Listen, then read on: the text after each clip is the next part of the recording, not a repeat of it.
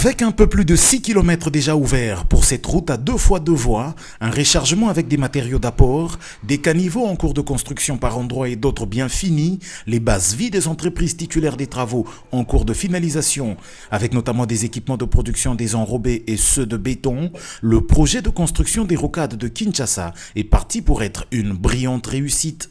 C'est le constat fait ce mercredi 14 août par le ministre des Infrastructures et Travaux Publics lors de sa visite sur ce projet. La visite est partie de l'entrée de la route Lutendele au terminus Mboudi qui est le point de départ de la rocade sud-ouest.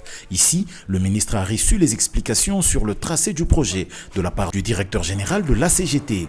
Nico Nzaounzaou a mis en avant la principale contrainte qui pèse sur ce projet, à savoir les expropriations pour l'obtention d'une emprise suffisante. En compagnie des responsables et autres représentants des structures de son ressort, le ministre a observé plusieurs arrêts sur le parcours, notamment au PK 12+200 à la base vie de Crec 8, où il a apprécié la rapidité de l'installation des équipements, ou encore au PK 16, où il a vu l'immensité du travail d'ouverture de l'emprise et la construction des caniveaux. Sur la rocade sud-ouest se font aussi d'importants travaux d'ouverture de pistes avec une purge des matériaux pollués. À la base vie de Crec 6 qui travaille sur ce tronçon, le ministre a reçu les assurances de Cisco SA quant à la bonne exécution de ce projet.